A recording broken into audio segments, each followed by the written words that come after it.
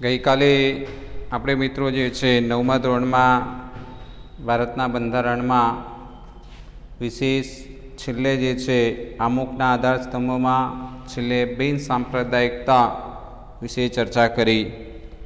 હવે બંધારણના મૂળભૂત જે લક્ષણો જે છે જેમાં જોઈએ ભારતનું બંધારણ જે છે એ 26 જાન્યુઆરી 1950ના દિવસે અમલમાં આવ્યો છે.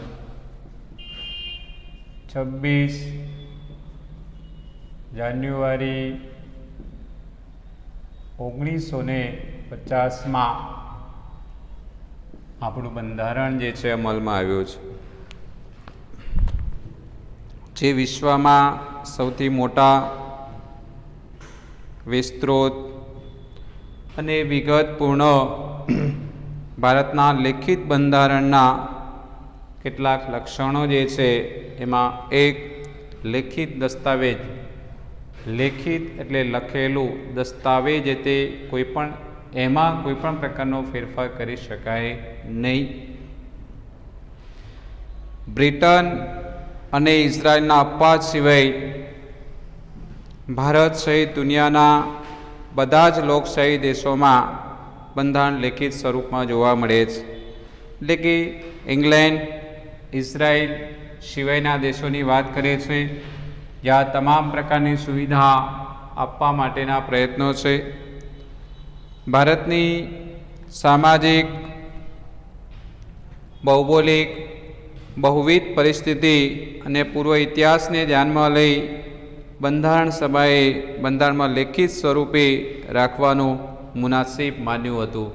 એટલે કે જે દેશના સારા જે લક્ષણો જે છે એ લક્ષણો વિશેષ લેવા માટે આપણે પ્રયત્નો કર્યા છે.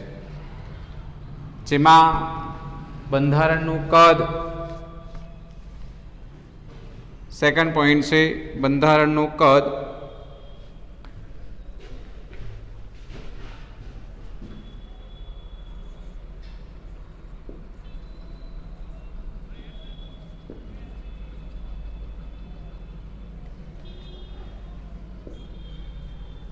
ભારતના બંધારણના 22 ભાગોમાં વહેંચાયેલું 395 અનુચ્છેદન, 8 પરિશિષ્ટો જે હાલ 12 છે, આ બંધારણનું કેન્દ્ર અને રાજ્યોનું શાસન વ્યવસ્થા અને તેમાં આંતર સંબંધો, લોકોના મૂળભૂત હકો, ફરજો, રાજનીતિના માર્ગદર્શન સિદ્ધાંતો, ન્યાયતંત્ર, ચૂંટણી પંચ, સ્થાનિક સ્વરાજની સંસ્થાઓ, લઘુમતીઓ, પછાત અને વંચિત સમૂહો માટે ખાસ જોગવાઈઓ કરવામાં આવી છે.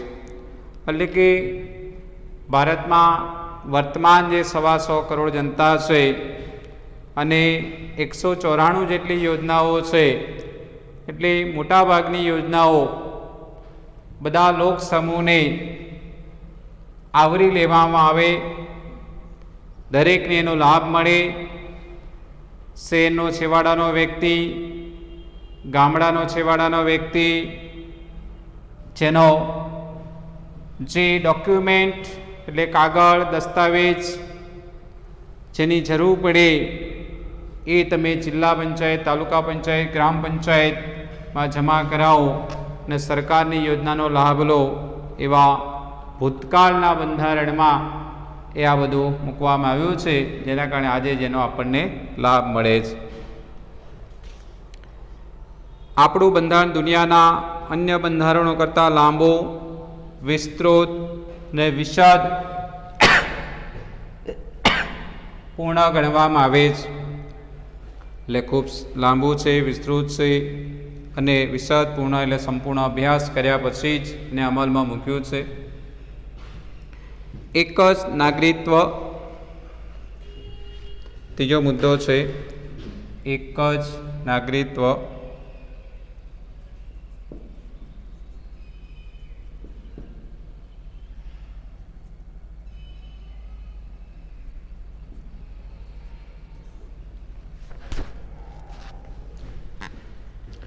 અમેરિકા જેવા દેશમાં દરેક વ્યક્તિને બેવડું નાગરિકત્વ ધરાવે છે, એટલે કે એક યુનાઇટેડ સ્ટેટ્સ ઓફ અમેરિકા અને બીજું જે છે તે પોતે રાજમાં વસવાટ કરતું હોય તે રાજનું નાગરિકત્વ.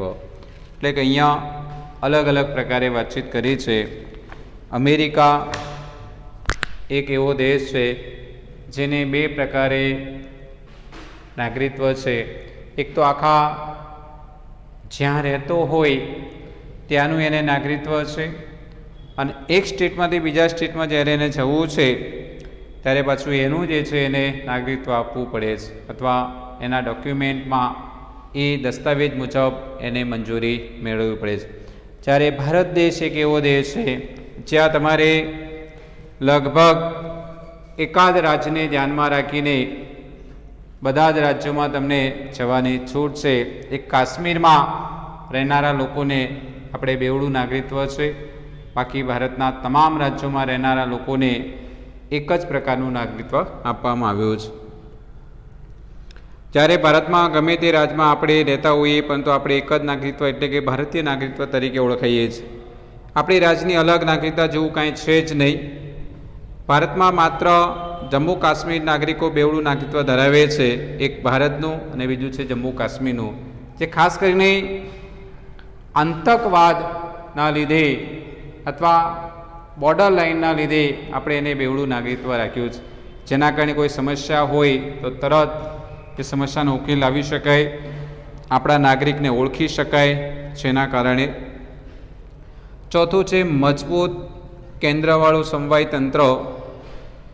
ભારતના બંધારણમાં ક્યાંય સમવાય તંત્ર શબ્દનો ઉપયોગ થયો નથી. બંધારણ ભારતના રાજ્યોનો સંઘ તરીકે વર્ણવે છે. એટલે કે ભારતના 29 રાજ્યો, 6 કેન્દ્રશાસિત પ્રદેશો, વર્તમાનમાં 9, તો દરેક ભારતની સાથે રહીને કામ કરશે. કોઈ અલગ રાજ્યો કે કેન્દ્રશાસિત જે છે એ અલગ કામ કરી શકે નહીં. આમ ભારત સંઘીય રાજ્ય છે. સંઘ શબ્દ દ્વારા ભારતના સંઘ અને એકમ રાજ્યો વચ્ચે ક્યારેય પણ બદલી શકાય નહીં તેવા કાયમી સંબંધોથી લેખિત સ્વરૂપમાં બંધારણ સ્પષ્ટતા કરવામાં આવી છે. એકમ રાજ્યોને કેન્દ્રની છૂટા પાડવાનો અધિકાર નથી. એટલે કોઈ રાજ્ય જે છે ક્યારે એકબીજાથી છૂટા ન પડી શકે. વસ્તીની દ્રષ્ટિએ રાજ્ય તરીકેનો દરજ્જો આપવામાં આવે છે, પણ દેશ તરીકે ક્યારેય એને દરજ્જો આપવામાં આવતો નથી. સંઘ સરકારને કેટલી વિશેષ અને ચઢિયાતી સત્તાઓ આપવામાં આવી છે. કેન્દ્ર સરકાર અને પ્રાદેશિક રાજ્યો વચ્ચે સત્તાની સ્પષ્ટ વહેંચણી કરવામાં આવી છે. એટલે કે રાજ્યની શું જવાબદારી છે, કેન્દ્ર સરકાર એટલે દિલ્હીની શું જવાબદારી છે, જે અલગ અલગ વહેંચણી કરી દેવામાં આવી છે, જેથી રાજ્ય સરકાર પોતાના જ પ્રદેશ પર પોતાના કાર્યક્ષેત્રોમાં અનુસંધાને પોતાના કાયદાઓ ઘડી શકે છે. કેન્દ્ર અને રાજ્યો વચ્ચે સત્તાનો વિભાજન થકી બંધારણમાં બક્ષવામાં આવેલા સત્તાઓ ભોગવી શકે છે. સમવાય તંત્રમાં તટસ્થ, નિષ્પક્ષ અને સ્વતંત્ર ન્યાય છે, જે કેન્દ્ર અને રાજ્યો વચ્ચે સત્તાના અને કાર્યોના વિભાજન સંદર્ભે કોઈ મડાગાંઠ ઊભી થાય તો તે બંધારણનું અર્થઘટન કરી તેનું નિવારણ લાવવાની કામગીરી બજાવે છે. એટલે કે રાજ્ય અને કેન્દ્ર સરકાર બંનેમાં વિસંવાદિતા એટલે કે કોઈ ઝઘડો ઊભો થાય તો એ ઝઘડાને જે છે એ સુપ્રીમ કોર્ટના માધ્યમથી અથવા તજજ્ઞોના માધ્યમથી જેનું સોલ્યુશન જે છે એ લાવવામાં આવે છે, અને સોલ્યુશન જે થાય એના માધ્યમથી એને અલગ કરી દેવામાં આવે છે. ભારતમાં કેન્દ્ર રાજ્યો વચ્ચે સત્તાનું સ્પષ્ટ અને વિશદ વિભાજન કરવામાં આવ્યું છે. જે 3 યાદી છે. એક કેન્દ્ર એટલે કે સંઘ યાદી. સંઘ યાદીમાં 97 વિષયોનો સમાવેશ કરવામાં આવ્યો છે. જે કાયદા ઘડવાનું સંપૂર્ણ સત્તા એ સંસદ ધરાવે છે, જે સંરક્ષણ, વિદેશ નીતિ, અણુશક્તિ, નાણાં, વીમો, બેન્કિંગ, તાર ટપાલ, રેલવે જેવા રાષ્ટ્રીય મહત્ત્વના ધરાવતા ક્ષેત્રોમાં કેન્દ્ર સર્વોપરી સત્તા ધરાવે છે. સંઘ એટલે કે જેની કંટ્રોલિંગ કામ કરે છે, ભારત સરકાર કામ કરે છે, જે મહત્ત્વના જે ક્ષેત્રો છે એ પોતાની પાસે રાખે છે. એમાં સેકન્ડ રાજ્યોની યાદી, જેમાં 66 સબ્જેક્ટ છે, જેમના પર કાયદો ઘડવાની સંપૂર્ણ સત્તા રાજ્યોની એટલે વિધાનસભાના ગૃહ ધરાવે છે. કાયદોને વ્યવસ્થા, શિક્ષણ, સ્થાનિક સ્વરની સંસ્થાઓ, કૃષિ સિંચાઈ, આરોગ્ય, ભૂમિ, રાજ્યોના આંતરિક વેપાર, વાણિજ્ય વિષયક સેવાઓનો સમાવેશ કરવામાં આવ્યો છે. જો કેન્દ્રને લાગે છે કે રાજ્યમાં કાયદોની વ્યવસ્થા પડી ભાગ્યા છે તો રાજ્યની સંમતિ સાથે કે રાજ્યની મરજી વિરુદ્ધ જઈને કેન્દ્ર તે રાજ્યમાં કેન્દ્રિત અનામત પોલીસ દળો મોકલી શકે છે.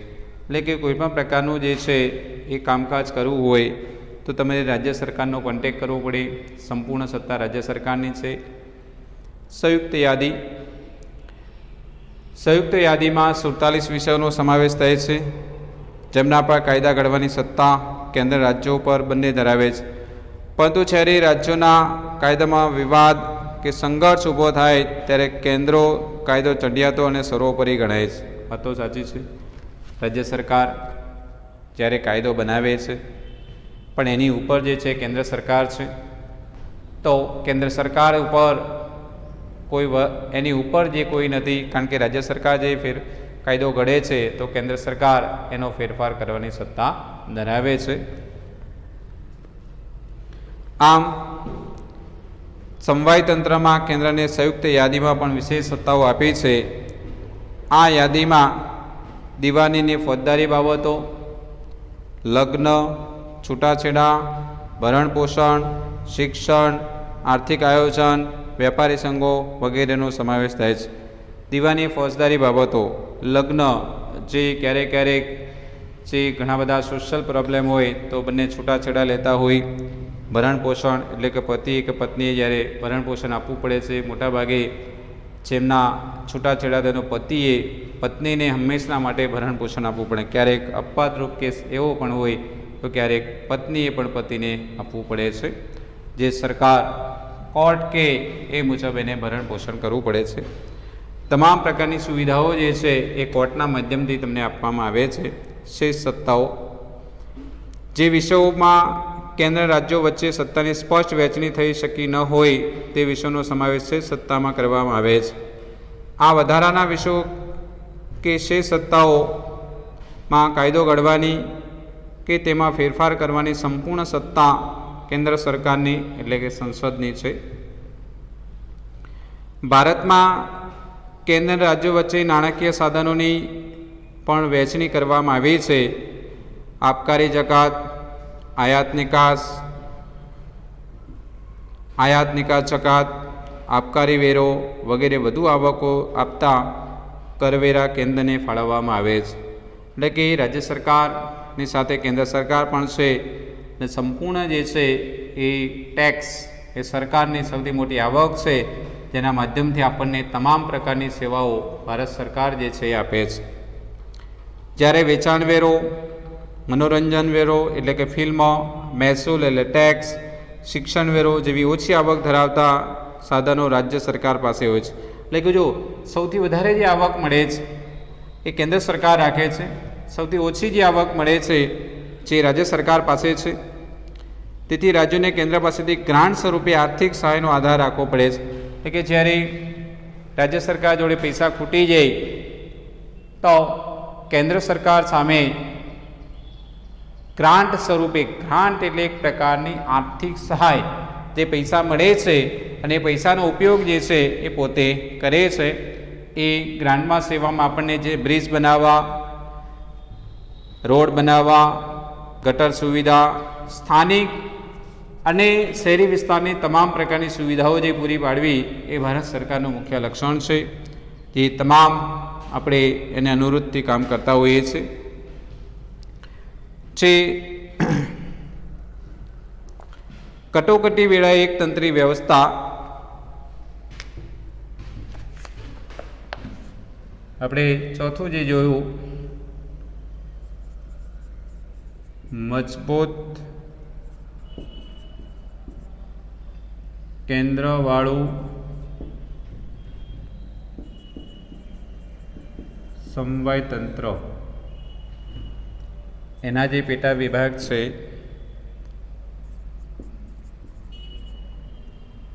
કેન્દ્રની યાદી જે 97 વિષયો,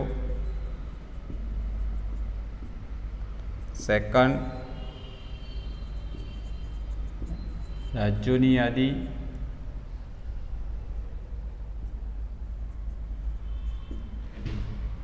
જે 67 વિષયો, ત્રીજો સંયુક્ત યાદી જે 47 વિષયોનો સમાવેશ થાય છે. દરેક અલગ અલગ રીતે કામ કરે છે. છેલ્લે આપણે શેષ સત્તાઓ પણ જોઈ.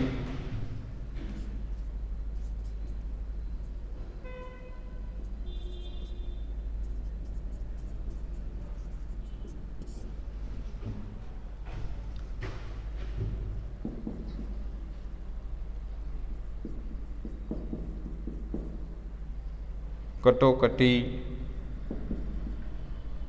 વેળા, એકતંત્રી વ્યવસ્થા,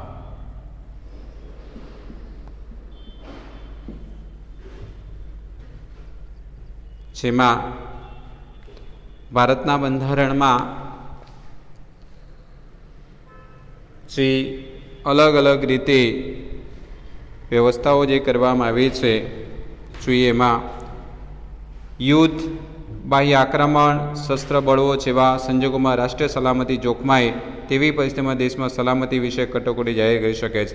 એટલે કે દેશમાં જ્યારે યુદ્ધ થાય, બાહ્ય આક્રમણ, શસ્ત્રદળનો બળવો થાય ત્યારે આપણી રાષ્ટ્રીય સલામતી માટે દરેક ધર્મના ભારતની તમામ જનતા એક સાથે રહીને કામ કરશે તો આપણે યુદ્ધ જીતી શકીએ છીએ.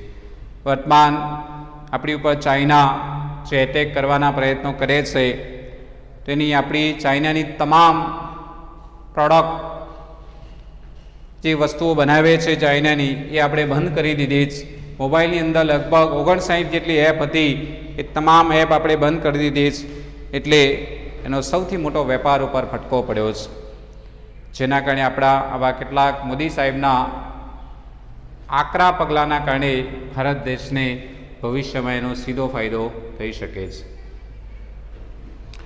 રાજ્યમાં કાયદોની વ્યવસ્થાની પરિસ્થિતિ પડી ભાગી હોય અથવા બંધારણીય જોગવાઈ અનુસાર રાજ્યની સરકાર ચાલી શકે તેમ ન હોય તો કેન્દ્ર સરકાર બંધારણીય કટોકટી જાહેર કરે છે અથવા રાષ્ટ્રપતિ શાસન. એટલે કે આપણે ગુજરાતની વાત કરીએ તો ગુજરાત સરકાર એટલે કે વર્તમાન ભાજપની રૂપાણી સરકાર જે છે અથવા રૂપાણી સાહેબ જે છે એ જે કામ કરવા સક્ષમ ન બને તો ગુજરાત રાજ્યમાં આવતીકાલથી રાષ્ટ્રપતિ શાસન લાગુ પાડી શકે છે. 6 મહિનાથી માંડીને 1 વર્ષ સુધી રાષ્ટ્રપતિ શાસન અને ચૂંટણી જાહેર કરી દેવામાં આવે છે. જો કામ કરવામાં કોઈ પણ સરકાર સક્ષમ ન હોય તો કામ કરે છે તો વેલ ડન. સતત ભાવ વધારાને કારણે નાણાંના મૂલ્યની ઝડપથી ધોવાણ થતું હોય ત્યારે નાણાકીય કટોકટી જાહેર થાય છે. કોઈપણ ચીજ વસ્તુના ભાવ સતત વધે, કંટ્રોલ ન કરે ત્યારે દેશને નુકસાન ભોગવવી પડે છે. વર્તમાન આપણે જોઈએ કે દેશમાં પેટ્રોલ ડીઝલનો ભાવ 80-82ની આજુબાજુ છે. તો દિલ્હી સરકારમાં અરવિંદ કેજરીવાલ એક સારા સક્ષમ સીએમ હોવાના કારણે એમણે પેટ્રોલ ડીઝલમાં 8 રૂપિયાનો ઘટાડો કર્યો, જેના કારણે ત્યાંના સ્થાનિક લોકોને એનો સીધો ફાયદો થઈ શકે છે. તો બીજા બધા રાજ્યોએ પણ અરવિંદ કેજરીવાલના જ્ઞાન જે છે અથવા ચપળતા જે છે જેનો ઉપયોગ બીજા રાજ્યોએ પણ કરવો જોઈએ, જેથી આમ જનતાને ફાયદો થાય આ કોરોનામાં.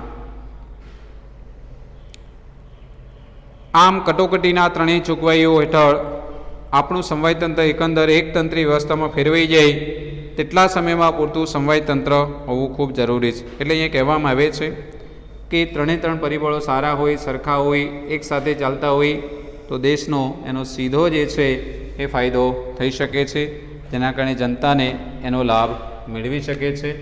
તો આ હોમવર્ક જે છે એ મિત્રો તમારે કરી દેવાનું રહેશે. બાકીનું નેક્સ્ટ ટાઈમ. Thank you.